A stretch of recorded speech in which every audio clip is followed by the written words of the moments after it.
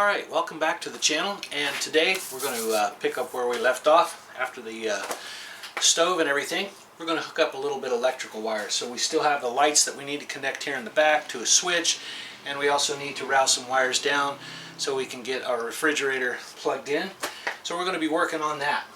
I'll show you what I'm using and what I intend to do, and then we'll get on with the show and get all this installed, hook up a battery, and see if everything still works after all this time.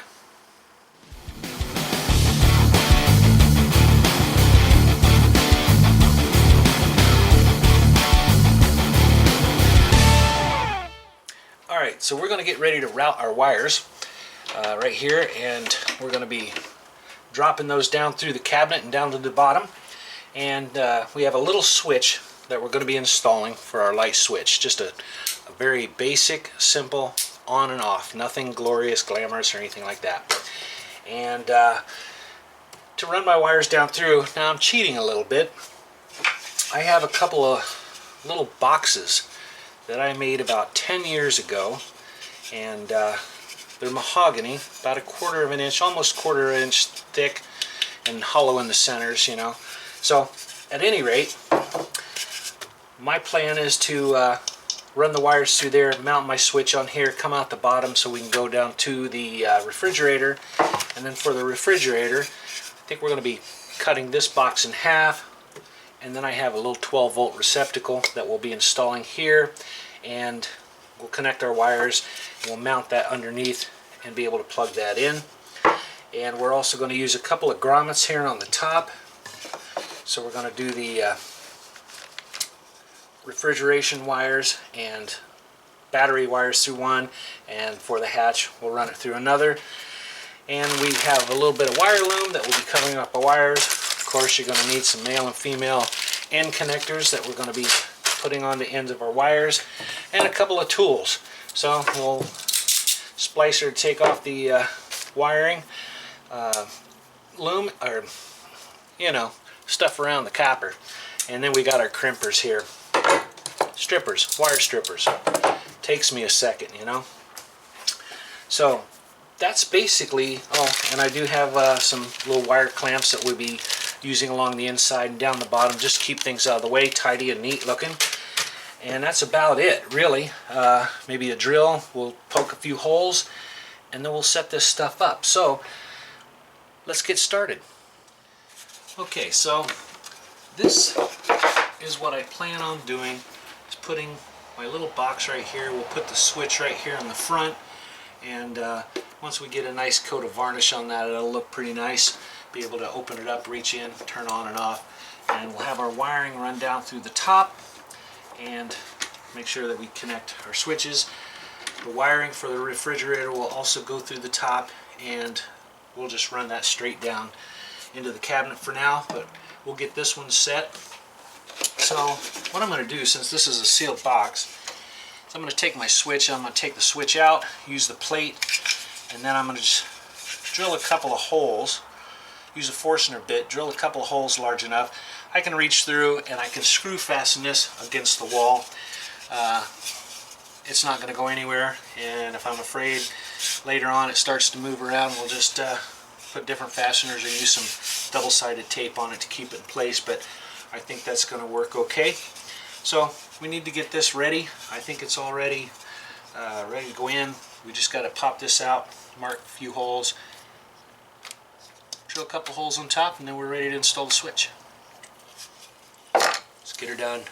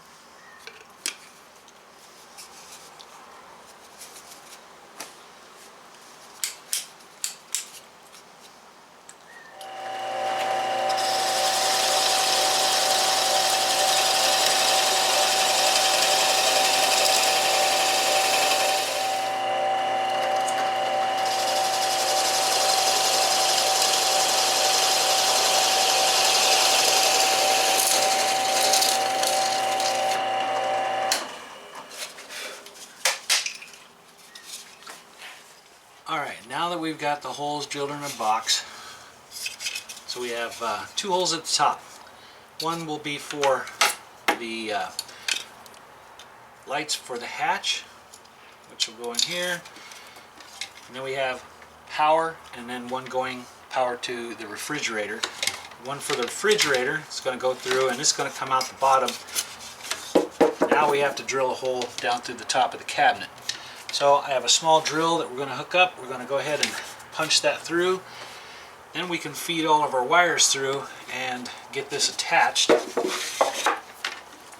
to our wall. And then we can install the switch. That part will be finito. So let's get that rolling.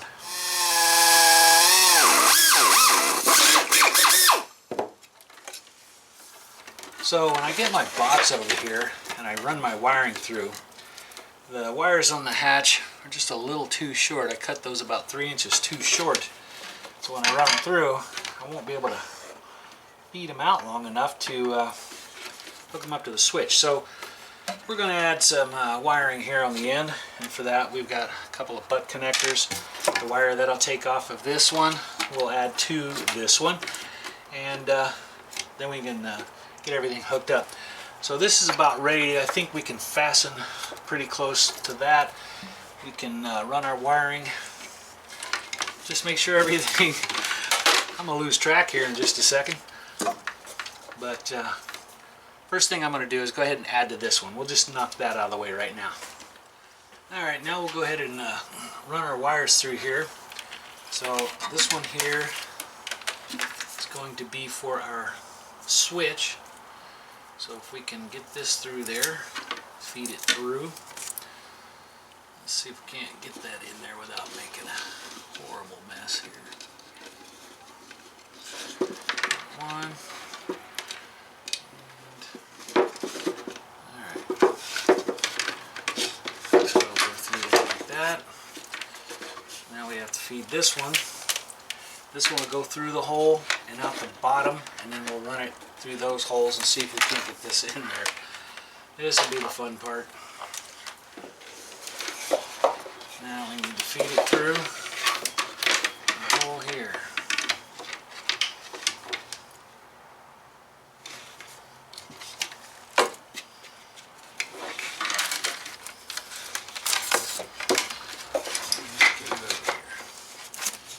That's how it'll sit. So we'll go like that. Now we just got to put our fasteners on there, and that'll be attached. Then we can hook up our switch. I have to get a different wire loom. The size that I have is too small for these 2 wires. I could leave them like that. I just might. Alright, let's get that switch hooked up.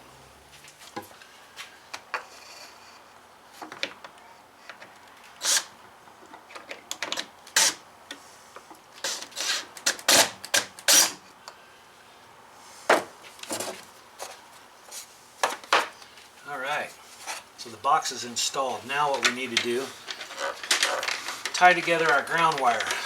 We'll get a little butt connector on here, and then we'll put the ends for our wires and get our switch installed. So we'll trim this back just a little bit. We can tuck the wires in here. Everything's out of the way. We have these wires running down. Yeah, that's going to be great.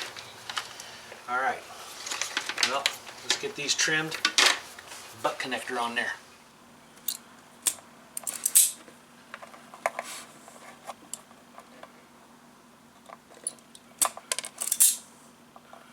Just a hair more right there.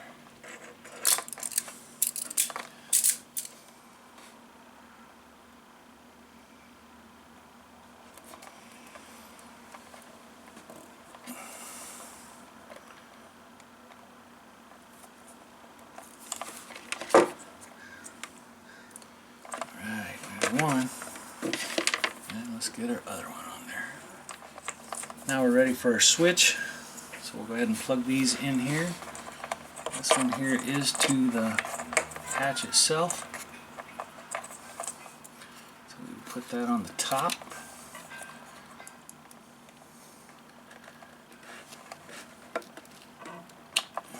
And put this one on the bottom.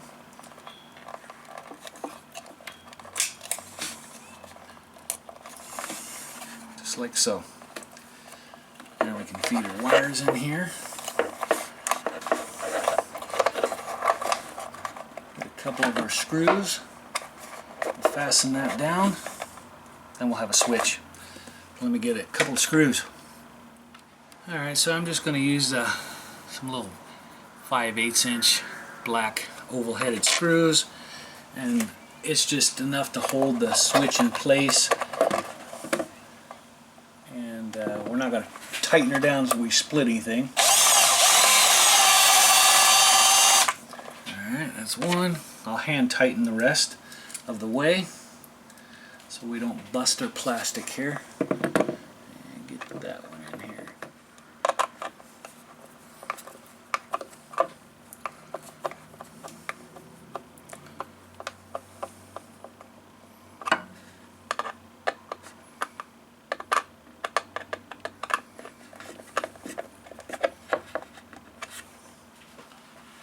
There.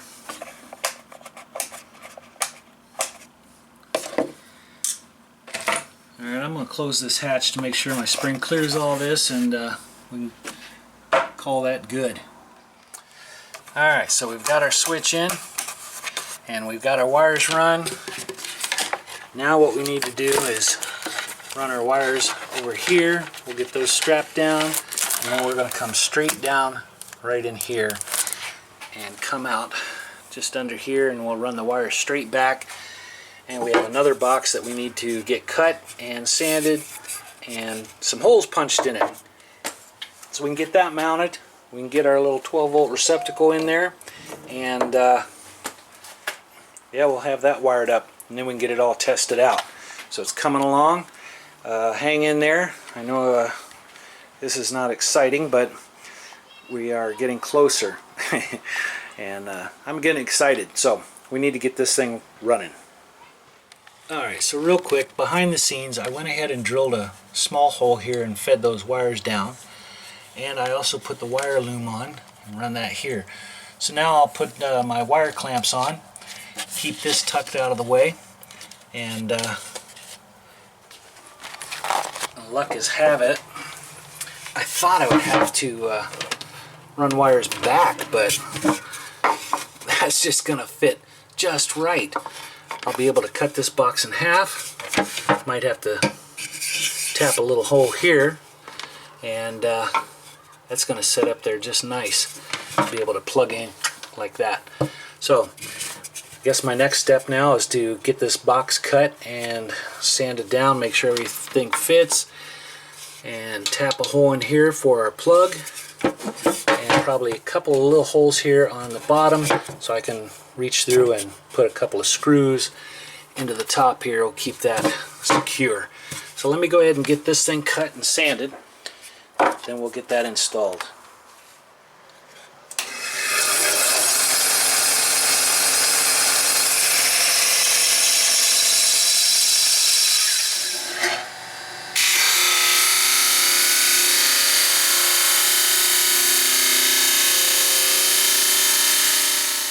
Okay, so we've got our little half box here, and I marked the center line, just diagonal lines, marked for the center. We're going to put a 1-inch hole for our 12-volt fitting, and I've got my mark on the top where the wires need to go through. So the same drill that I used to punch the hole for the wire, I think I'll drill that, and then we'll get this one on the drill press, get that cut, and figure out how we're going to mount this thing on there. It's going to look good. Okay, so here comes the not so easy part. I've got to install my connectors here, get those plugged in. Then I've got to get this shoved up in there and try to fish a screw through there so I can put it into the side, and I don't know how many tries it'll take me, but I'm going to get that in there. So what I'm going to do is go ahead and trim my wires, put my connectors on, get those connected up, then we'll set it up in there, figure where it needs to go, and get some light in here and put a screw to it, I'll give you a shot once I get that up in there, because it's going to be some tight quarters in here, and we'll get that installed. This doggone thing better work, man. I worked up a sweat trying to get this little box in here, and that screw, I don't know if you can see it, zoom in the back there. Trying to line that up, get the wires through. Oh man. Alright, so we've got it connected. Now we are going to do some cleanup, put our drawer back in, put our refrigerator in, and give this thing a test run. I haven't tried out this refrigerator yet, so let's hope it works. Alright, let's clean up. Alright, the moment of truth has arrived. So we got everything cleaned up and put the cooler back in its place. Got the cooler plugged in on the side, and then we have our 12-volt receptacle here that we need to plug in. And I do have my instructions and everything for the cooler. So I haven't fired this thing up yet. So let me show you what I've got hooked up and how we're going to test this thing out. And hopefully, oh man, hopefully everything works. Let's give it a shot. So here in the front, I do have my battery, and it's connected to the trailer. And I've got my battery charger connected to the battery, because these batteries are about 20 years old, and they're deader than a doornail, so they hold a little bit of charge, but not enough to run what we need to do. So that is our setup there. And then we come back into the trailer for the cooler, and for the settings we want to make sure that a setting is on low. They recommend medium and high if you are plugged into your car. So if the trailer is equipped to run off the generator of your car, then you can put this on high or medium, and it'll run. But if you're running off of just the battery, make sure it's on low and ready to go. So let's set up. We'll plug this thing in and see if we have lights. One, make sure our connections are good. I hate to take all of this apart because, man, especially that one, that was a bear to get in there. I can't see it now, but it's hidden in the back. So let's connect the cooler. Well, I guess the first thing I want to try is the lights. So let's check our switch, make sure that we have lights. Keep your fingers crossed, and oh, yep.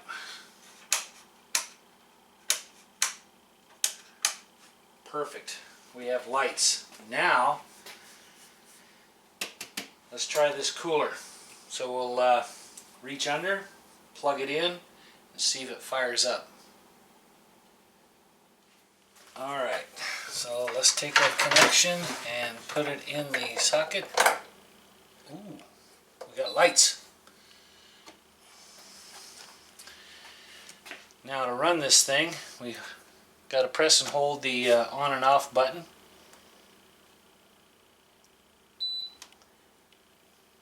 And oh yeah, that battery's working hard. Sweet. It works. Alright. I can hear the compressor running. Good deal. It's set on max right now. And I think it says it's, well, I think it's getting cool. We'll let that run for a little bit, and then we'll talk about the settings here real quick. But yeah, we run that out of the way. Sets in there nice and neat. I, for one, am happy. Doggone thing works. So I pressed and held the set unlock, and it unlocked it, which means I can turn the temperature up or down. And it's set at Fahrenheit, so I think I'll set it at 32 degrees. And Eco mode, and max. So max draws a little more power, eco mode draws a little less power. I haven't read the manual to see exactly how much. It also has a little little USB port right here in case you want to charge your phone back here. I think that's kind of handy maybe. I don't know if I'll ever use it. So we'll set that on max and let it lock. So the temperature is dropping. That's a good sign. And let's see if you can hear it.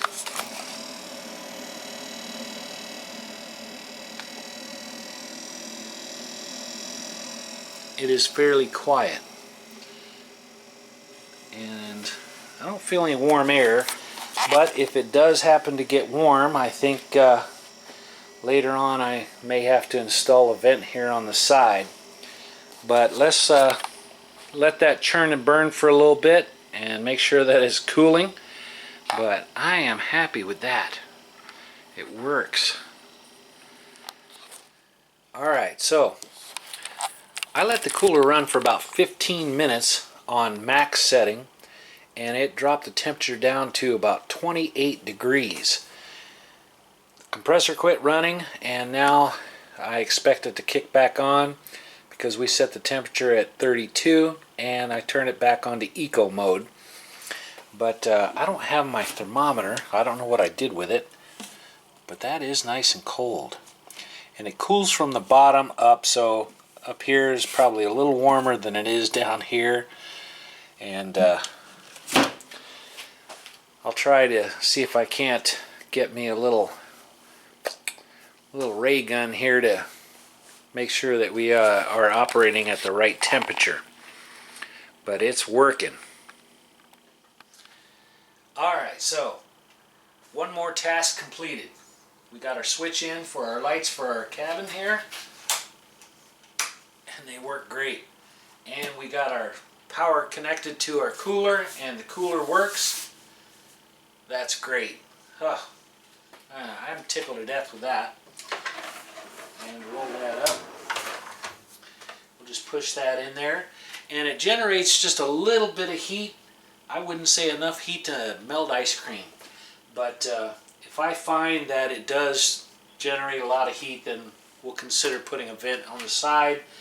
And but I don't anticipate running this thing like for days on end. Okay, so we've got this out of the way, and the back is cleaned up. Our stove's working, our refrigerator's working, our lights are working. Oh man, so good. I have one more little task that I need to do to this before we call this video complete, and so if you'll stick around, you'll see what that is. Alright, so one of the last things I want to do is on the side of the trailer here by the hatch, I am going to install a trim lock drip rail made for RVs, and it has an adhesive backing, and we're going to start right here about even with our galley hinge, and we're just going to follow the contour of our trim molding here. And I'll show you why we're doing that.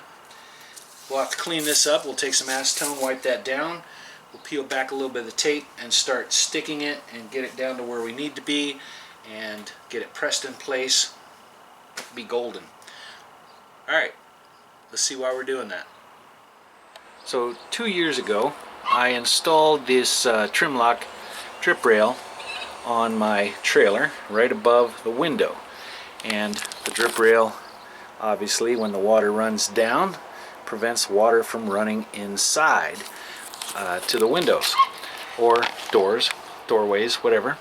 So it's channels the water off to where you don't want the water to be.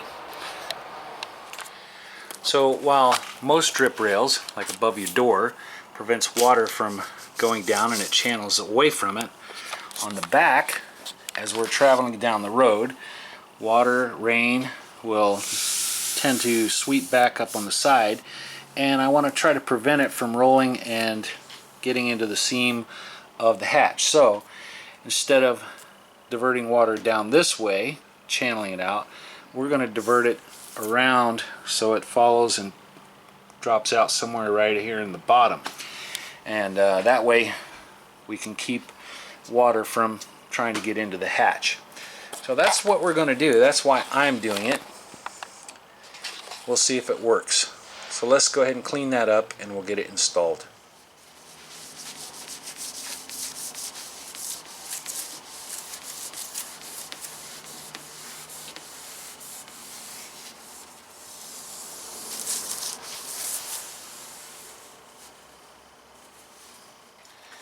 Alright, since we're all cleaned up now, we're ready to start. So we're just going to peel back a little bit. We'll get it in place where we want it.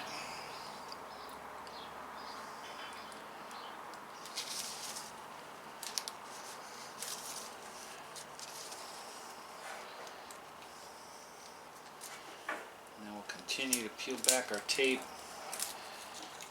Stick a little bit at a time. And then we'll continue working our way down a couple inches at a time to make sure that we have it in the right spot.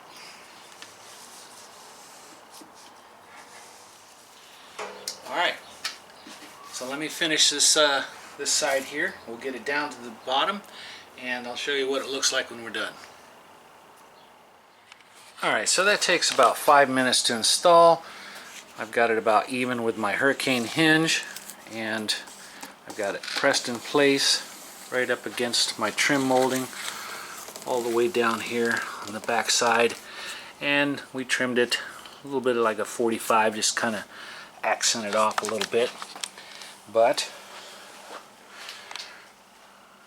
that should keep the water from running up and trying to get inside. So any water that is blowing back or kicks up from the road won't try to creep in.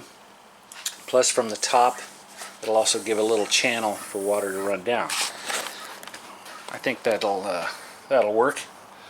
So we're going to do the other side, and we might just close the hatch and see what it looks like when it's finished. Alright, so we wheeled it out of the garage, closed the hatch. Now we can take a look at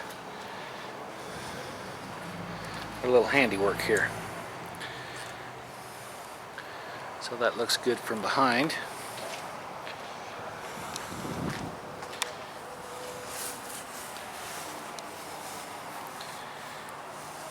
And from the side.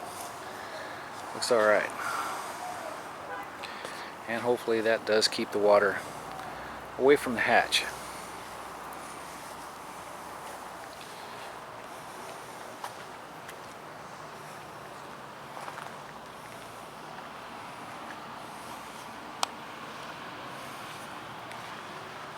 Yeah, I really like that.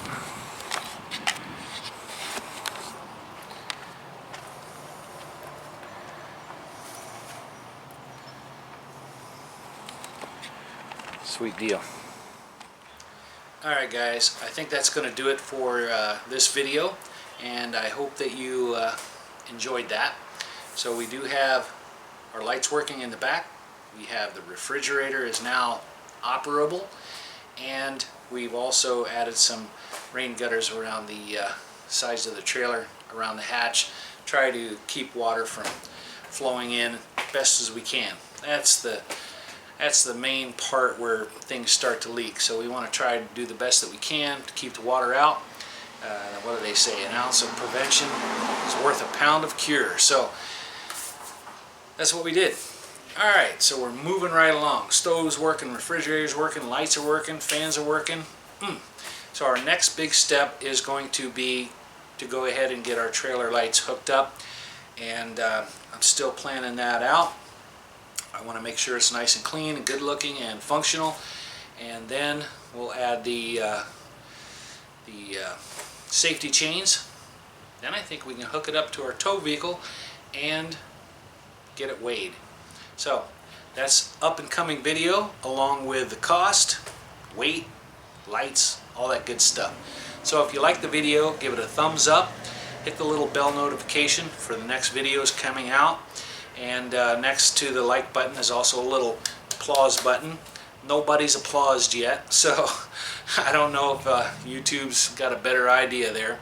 So, and if you would like to build your own teardrop and you don't know where to start, you can check out the link. I think it's going to be right here and also in the description below on how you can get the plans to build this teardrop, or if you want to modify it just a little bit to suit your needs, that's great too.